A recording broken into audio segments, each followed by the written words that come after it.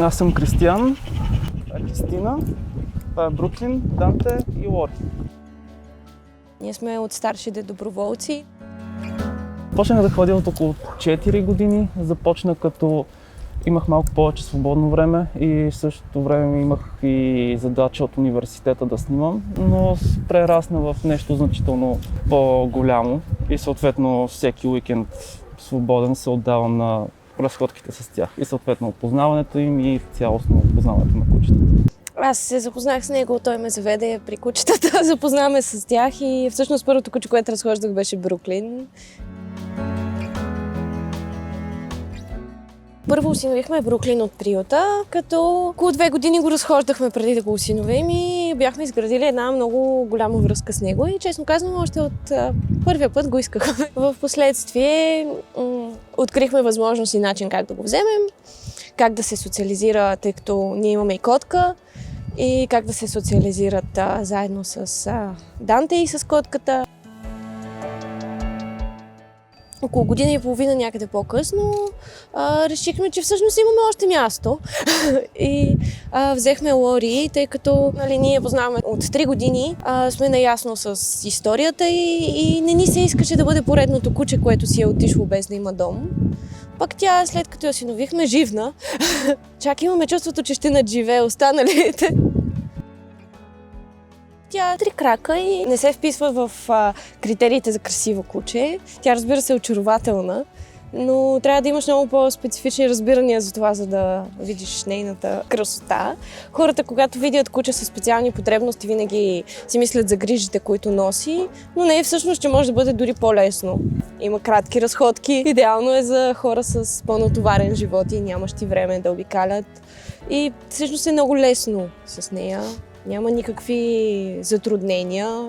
Даже се справя в някои ситуации атлетично по-добре от Бруклин. Може да отваря врати, а Бруклин не може.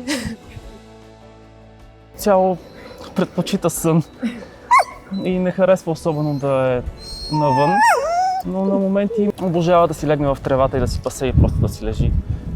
Тя не е особено активна навън, но вкъщи вече любимото място е в кухнята и не позволява никой да се добере до нея. Да. Ами цялостно много козин от всички. Доста радост и забавление, понеже са 3 и се оказа, че най-старата стана тартура на цялата глутница. Доста си струваше нейното осиновяване. Реално очаквахме, че ще е доста Плаха и страхлива, че ще отнеме много време да се адаптира. На нея отне може би 1 седмица. Ако имаше и толкова, почувства се много комфортно от първия момент. И с Бруклин беше същото. Може би тук има факта, че ние наистина ги познаваме от много по-дълго време, колкото при обикновеното осиновяване, което ги кара да се чувстват много добре с нас. Осиновяването като цяло е нещо страхотно. И е много хубаво точно, че в Animal Rescue София има такъв по-продължителен период, за да може човек да опознае дали самото куче и неговия характер ще пасне на начина му на живот. В случая за нея удоволствието е само да си лежи, докато за другите двама е да тичат, да скачат, да лаят.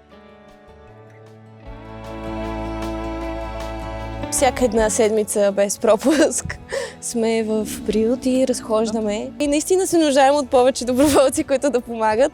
Има доста голяма липса на такива.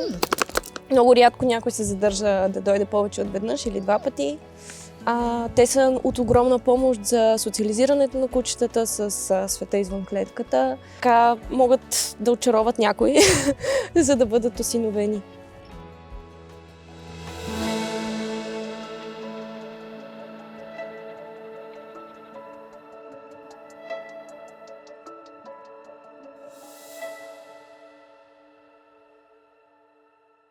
Animal Rescue София. Заедно помагаме!